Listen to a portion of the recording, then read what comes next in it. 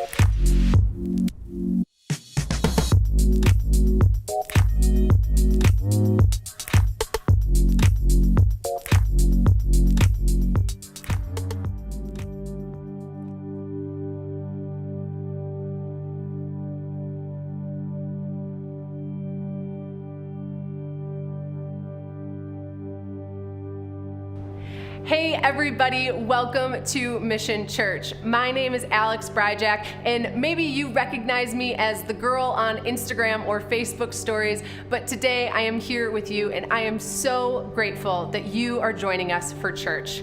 Here at Mission, we have a mission, and it is to help people find and follow Christ. And we hope that as these next few moments help you, that they also help you help others. So if you're tuning in online on Facebook, feel free to tag a friend in the comments or hit the share button. And if you're in a watch party, grab your phone and text a friend to join you for church today. Our band has a few songs prepared for us, and so we invite you to join us in worship. Welcome to Mission Church.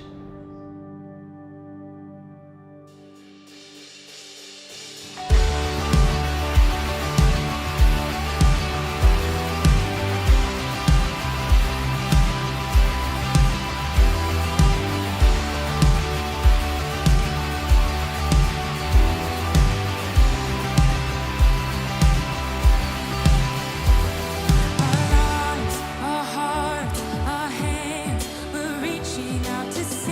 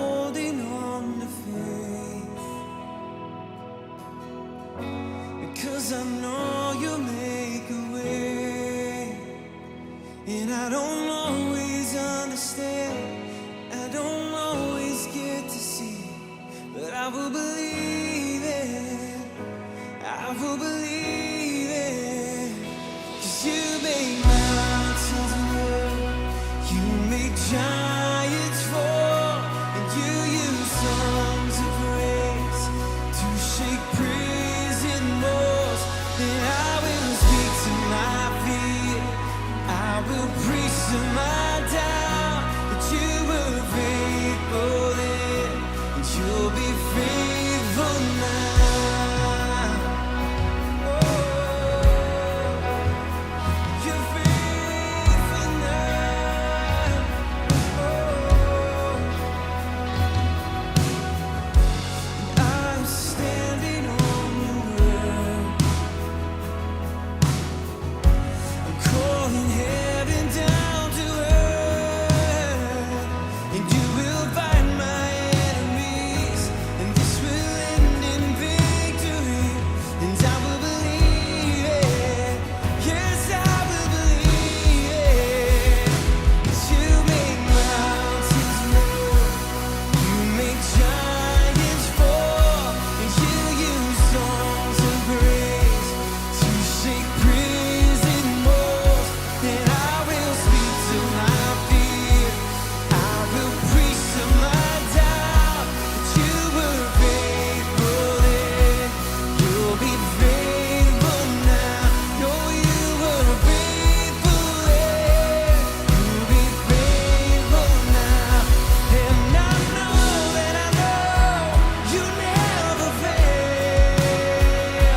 Yes, I know that I know you never will.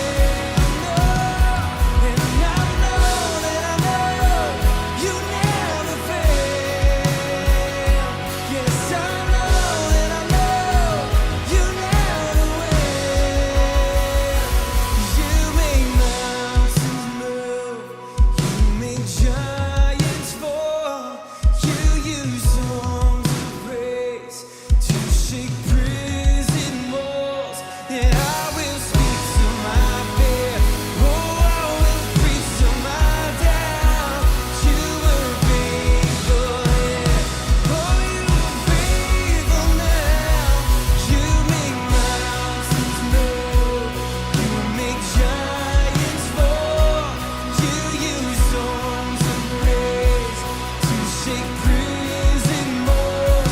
And I will speak to my fear, I will preach to my doubt, you were faithful then, you'll be faithful now. That you were faithful then, you'll be faithful now.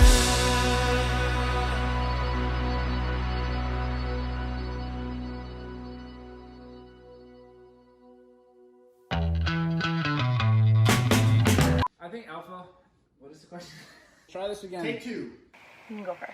Hey guys, if you haven't met me, my name is Cody. Hi, I'm Mark. And I'm Stacy. Hi, my name is Bob. My name is Mark Bradley. What were you thinking or feeling when you decided to try Alpha? Pretty nervous. You can go into Alpha expecting that other people will respect where you're at, and that's what allows you to engage in that discussion. The partner course was incredible for connection with people that otherwise it would be like, yeah, I don't think I would have met you had I not been in the partner course. Just seeing how our lives kind of intertwine and who we all know and who we're connected with at the church only pushed us farther into wanting to do more with mission, joining our missional community, volunteering. The biggest thing for me and how Planter Course helped me grow is realizing that I've been someone who's always been very church dependent for my faith, and realizing that I've been equipped by the Holy Spirit that I can do this without being dependent on the church, and that you become much more spirit dependent, and that God has given us everything we need to go out. What the Partner Course taught me was not only how to pray, but an easy way to pray. Alpha allows you to gather in circles and have meaningful discussions. Right away, I felt like I wasn't alone. We might have had separate beliefs, but we still had similar questions. This allows me to build the confidence I need to say, hey, you should come to Mission Church this weekend. It was teaching me ways that I can actually go missionally. Before, I never was even on my radar. I was scared to approach a person and even bring up religion or spirituality or my faith. Definitely throws you out of your comfort zone. It really affected me deeply. It started to make me understand exactly what my purpose is here. It changed my life. It changed my family's life. Honestly, you have nothing to lose. You have everything to gain, but you have absolutely nothing to lose. You can't be a sideline person here. You just can't be.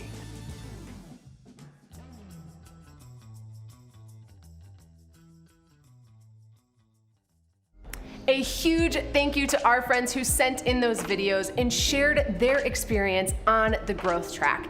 And in case you haven't heard, the Growth Track is back and your opportunity to grow intentionally this fall is here.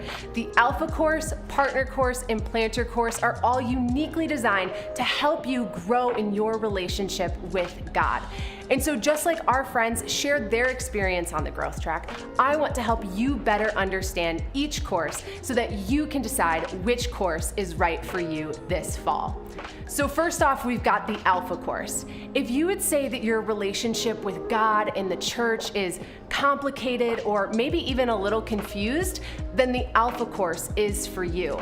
Alpha is the perfect place to come and invite friends and ask big questions about life, faith, and meaning in an environment where people have similar or the same questions that you do. So if you would say that you're newer to mission or newer to faith in general, then we would encourage you to get on the Alpha Course this fall. But if you would say that you already have a relationship with God and you want to continue to grow in that relationship and really partner with everything that we do here at Mission Church, then the Partner Course is the course for you. But if you are already a partner, and then you know what your next best step is, and that is the Planter Course, where you can say yes to being a part of the movement of Jesus in the 10 in our lifetime.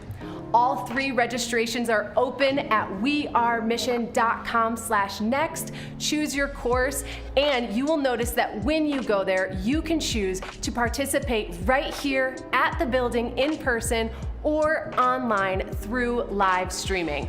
And yes, I did just say that you can come to the building because we have a way forward this fall as a church. And that includes at the building, online, and in watch parties.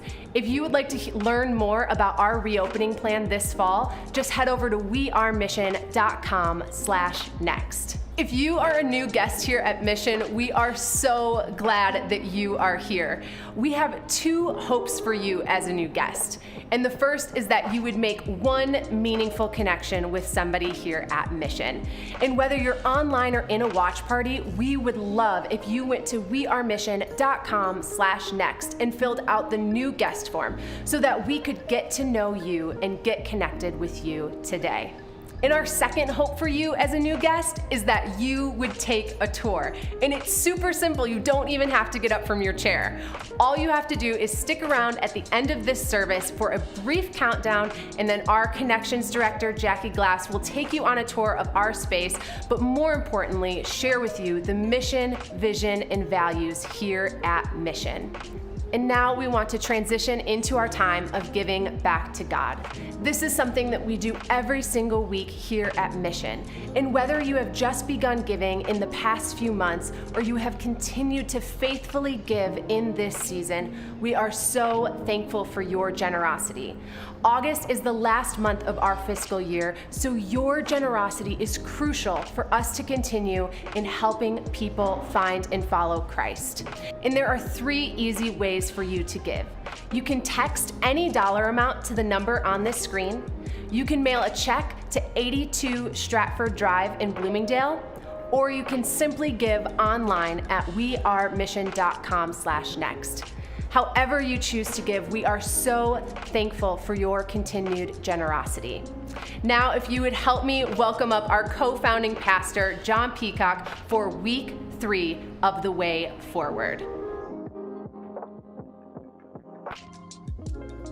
Have you noticed how life is like a country song, right? I know I have, especially especially these days, there's a song that came out a number of years ago. I, in fact, love country music, and this song came out that became really popular. It's a song that really has 3 phrases, and I want to share these 3 phrases with you, and I want this to be interactive. As I share them with you, I'm just wondering, would you agree with them? My anticipation is that you are definitely going to agree on the 3rd phrase. The first phrase is this: it's God is great. So right now, at every watch party, cast your vote. Where would you be with that? God is great. I think some of you are like, yes, he's great. Some of you are like, you're exploring who he is. Some of you are like, maybe here, right? So God is great. I don't think all of us would agree with that. The second one, I think, is polarizing. Beer is good. Some of you are like, absolutely not. Others of you are like, absolutely yes. In fact, some of you are toasting one another at your watch party right now. You're like, this guy gets me. Right? Beer is good. This 3rd phrase, I actually think every single one of us are going to be here, maybe even here. The 3rd phrase is, people are crazy. Right? People are crazy. Cast your vote. Come on, make this interactive. Some of you are using an audible amen right now. I mean, that is the country song, right? God is great, beer is good, and people are crazy. And then, all right, so it's a great song. I mean, it got very, very, very popular on the radio for a long time. And I think it's mainly because that 3rd part, that we would say, you know what, people are crazy. Man, people are crazy. And at the same time, get this, people they're critical, right? They're critical. Hard to live with them, can't live without them. People are critical. They're critical to your well-being. They're critical to my well-being. They're in fact critical to you and I finding our way forward. We're in a teaching series right now called The Way Forward. And what I want to share with you as we get started today is really the foundation for today. It's so important for you to understand that you are a relational being made in the image of our relational creator. You are, right? No matter who you are. Some of you would say that you're an extrovert. Others would say you're an introvert. So even you introverts, okay, you are a relational being made in the image of our relational creator. Check this out. Genesis chapter 1 says this. I mean, right as the Bible gets started, in verse 26, it says, "Then God said, let us make man in our image, in our likeness."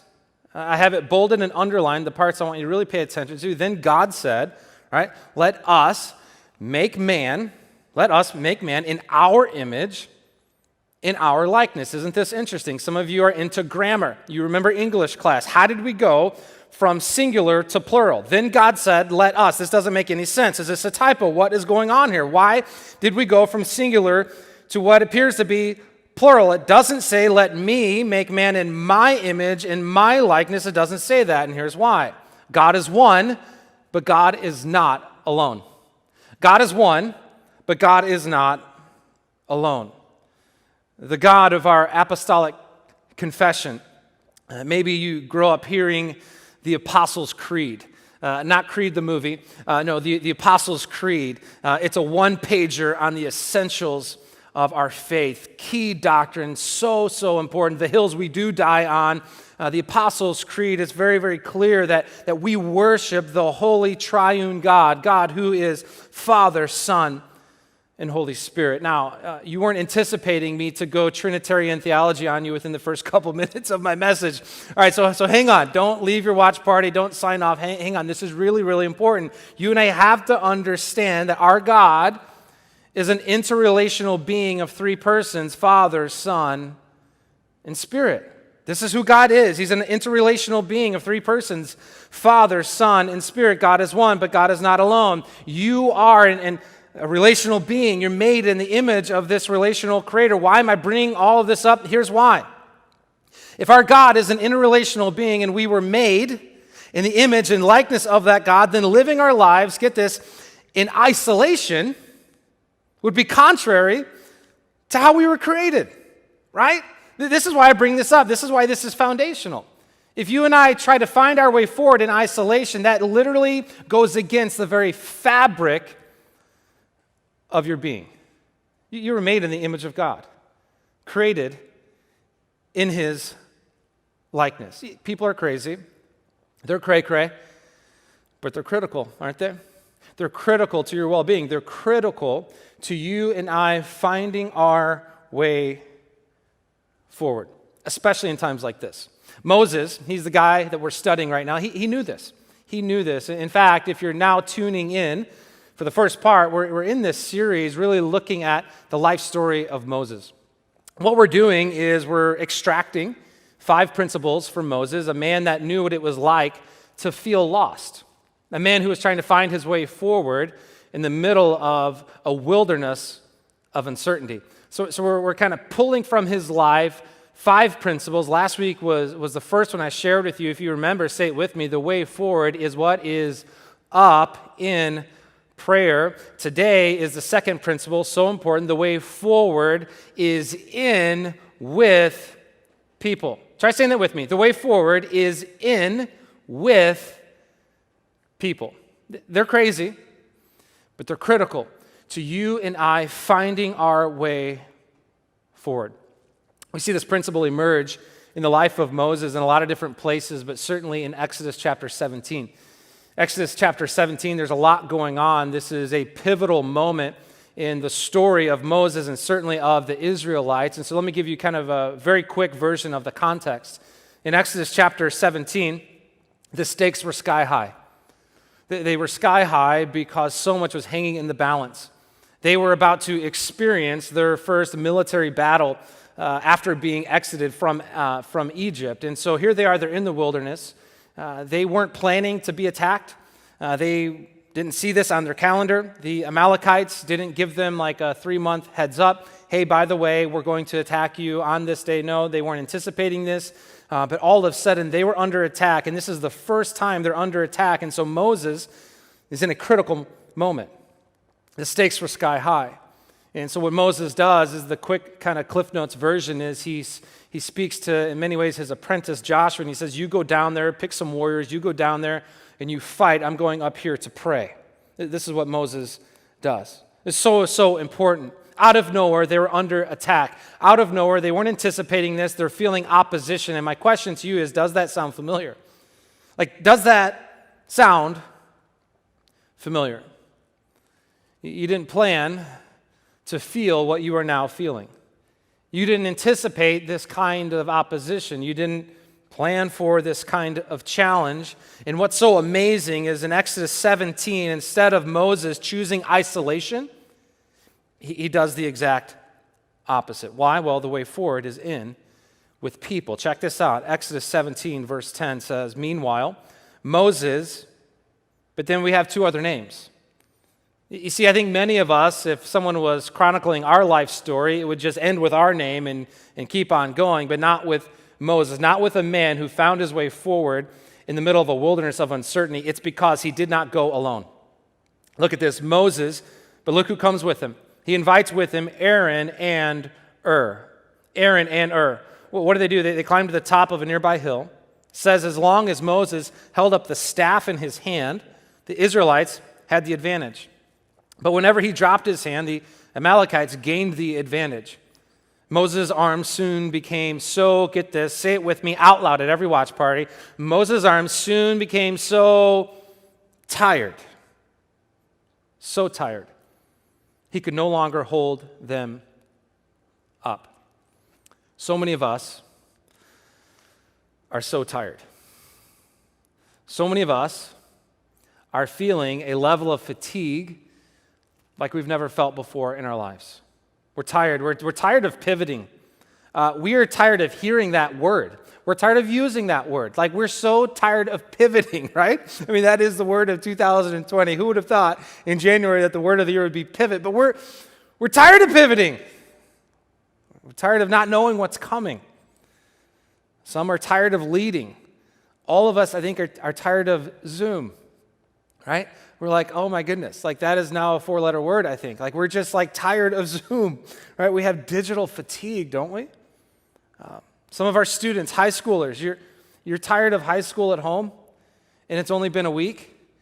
Others of you are in high school and you're not yet at home, but you're tired of feeling the fear that you might do high school at home, right? You're tired. our middle schoolers, you guys are tired, man. You're tired. Some of you that are attending school in person, you're tired of attending school in a mask. I mean, it's different. It's hard. You didn't anticipate this. You're just tired. Every direction I look, you're tired. We're tired of the social awkwardness of, I know you've experienced this, when you walk in to see someone and you're about 10 feet away and you don't know what they're going to do. You didn't communicate in advance. Are they high fiver? Are they into knuckles? Are they doing the elbow? Are they just doing the air high five? And so it's this social awkward moment, right? So what I try to do is I try to commit when I'm 10 feet away. So I'm either coming here or I'm coming here, right? I need a commitment, but I'm tired of the social awkwardness, right? I'm tired of it. I'm tired of pivoting. I'm tired of all this stuff, just like you. I'm tired of trying to bring people together that are so divided.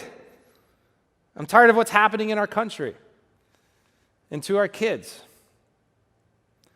I'm tired, and I think you're tired, of being flat out tired. The stakes were sky high for Moses, and the stakes are sky high for you and for me. Listen, when you're tired, what you do next is monumental.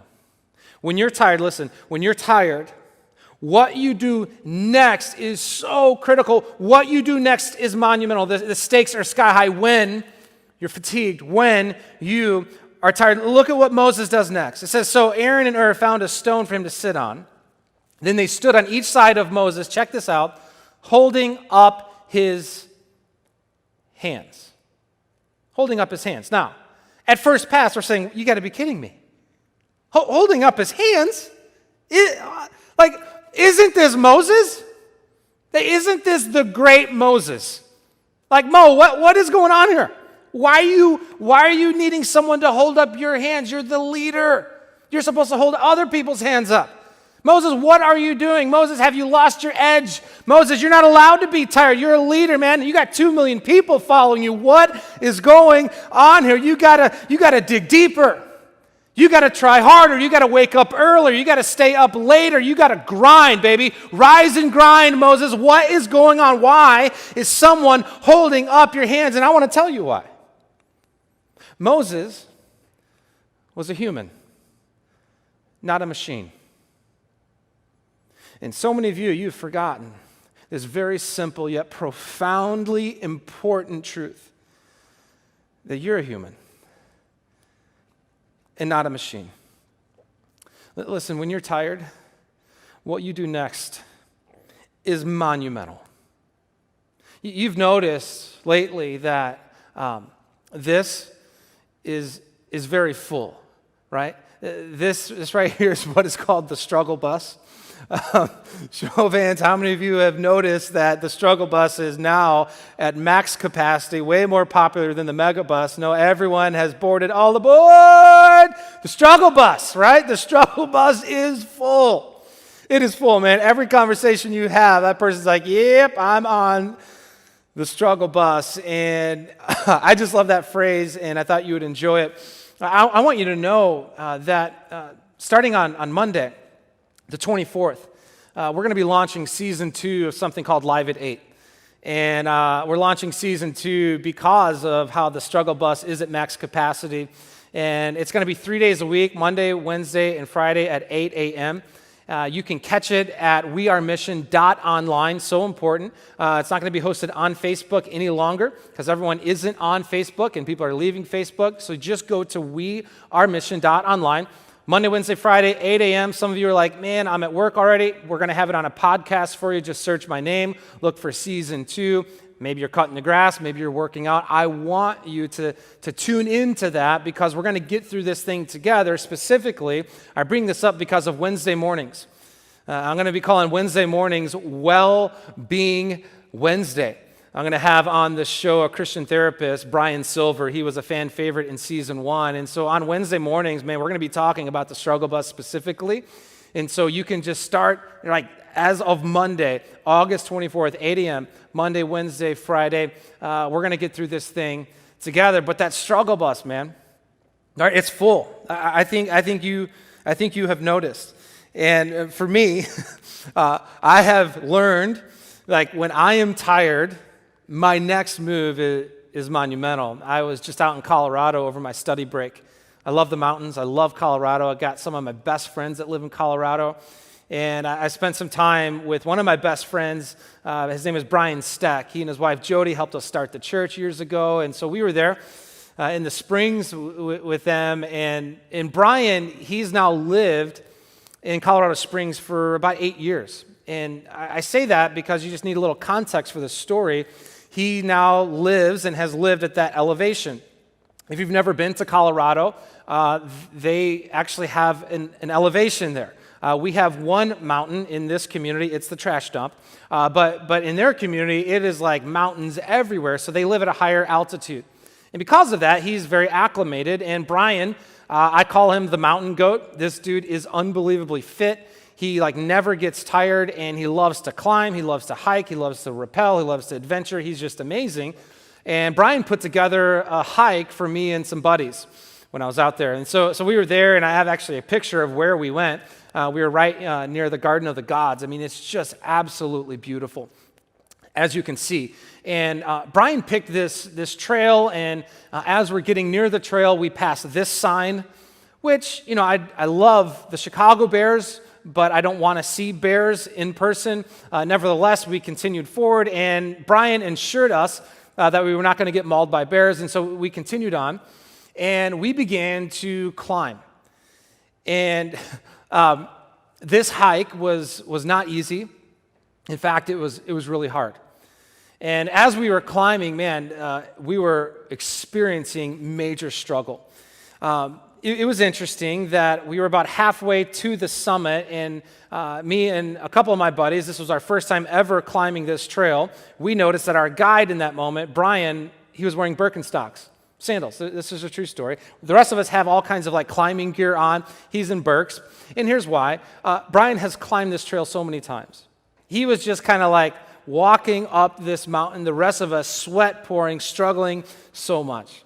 This story is one I want to share with you because I learned 2 principles that are so important for you to learn right now. Here it is. There were moments on that hike where Brian would help me stay the course with courage. He would help me stay the course. He would encourage me. He would say, we're not there yet, but you're not going to go back. No, we're going to go forward. He would help me stay the course with courage. If there's anything I need these days, I need courage. Something else Brian would help me do, and it was really important, it actually kept me alive, he would help me change my course, right? Because I would start to get off course. I'd never done that hike before, and I might be moving towards an edge, or I might be heading the long way around the mountain. And Brian, because he knew the way forward, he actually helped me change my course with correction. Now, it's interesting. I never fought Brian with the correction that he gave me. Isn't this interesting? I didn't correct him with his correction. Why? Well, he knew. He'd been up this trail many times. And as I struggled, I knew my way forward was not in isolation. I knew my way forward was with others, specifically with people, that being Brian. And what he gave me were 2 critical things: courage and correction. The way forward is in with people. Some of you are saying, so John, what do we do? Do we load up and go out to Colorado and go on a hike together? Well, maybe. But John, what do we do? I want to be as clear as I possibly can as I close. 2 things. Hang with me. This is so important. The first thing I want you to do is I want you to show up. The second thing that I want you to do is I want you to circle up.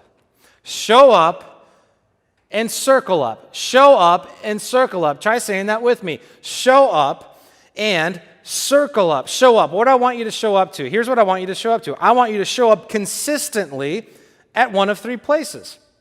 I want you to show up this fall consistently online, at the building, or in a watch party. Starting on August 30th, all 3 of those unique environments will be fully open, right? We are encouraging you to show up online. Some of you have health conditions. Others of you maybe are elderly, and you're just not willing to take that risk, and we would actually advocate for that. That is a good decision, right? Others may be traveling. I want you to show up online. Gather differently online. We are going to be opening our building on August 30th. It's not fully open, but we're going to ease into gathering differently again here at 82 Stratford Drive. I want you to show up consistently. If that's you, right? If you feel comfortable with that and you're excited about that, I want you to show up consistently at the building, and others, I want you to show up consistently at your watch party. I love how many people are starting brand new watch parties in their neighborhoods, in their apartment complexes, in their college dorm rooms. It's incredible. It's incredible. I want you to show up consistently online, at the building, or in a watch party. It's so important. Why? Well, you need courage and you need correction. I also want you to circle up. Right? We need to show up, but we also need to circle up. Here's what I mean. I want you to circle up at one of these 3 courses. I want you to circle up at Alpha. I want you to circle up at our partner course or at our planter course. You need people around you giving you courage. And these courses will certainly give you correction. They will help you change your course. You may be just a few degrees off true north. They will help you get back on track. That's what our growth track is all about. It's been amazing to me over the years how I've seen God use our growth track. Folks that have come to Alpha feeling isolated and alone, and in many ways not sure which way is true north, how they have met some lifelong friends in their Alpha circle. The Alpha course has helped them. It's given them courage, but it's also given them correction in a way that they could receive it. I continue to hear how some people in our church, their closest friends right now, like their community, their people, came because of the folks they met in our partner course. And certainly our planter course, as you get ready to start a missional community.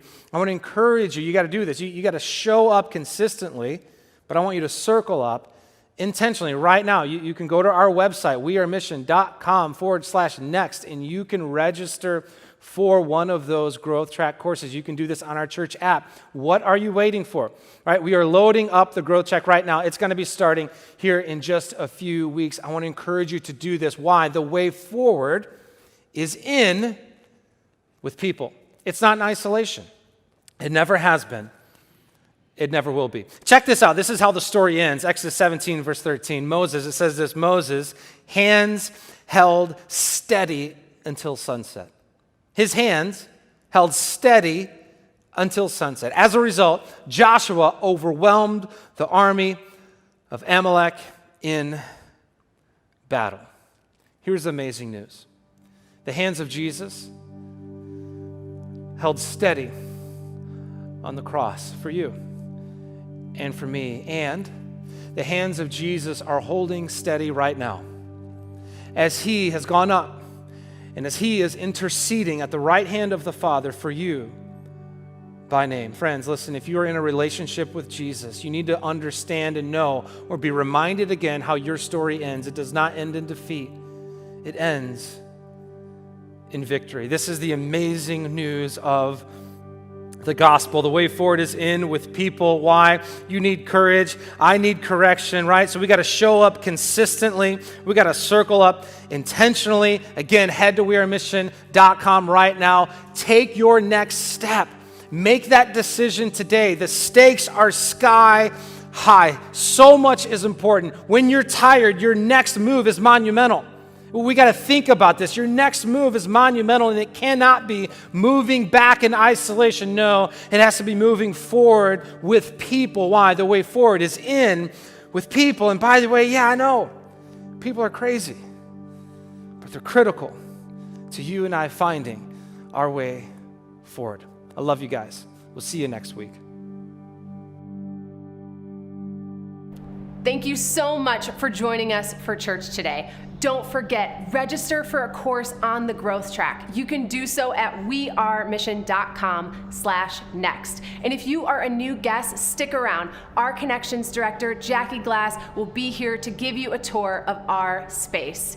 Don't forget, share, tag, and text this service to a friend. And until next time, we are Mission.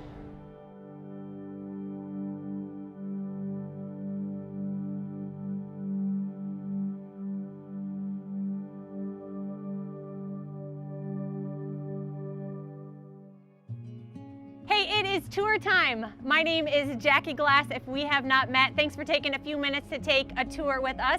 Our hope is you get to see a little bit about our space and hear our heartbeat of why we exist. So come on, let's get started.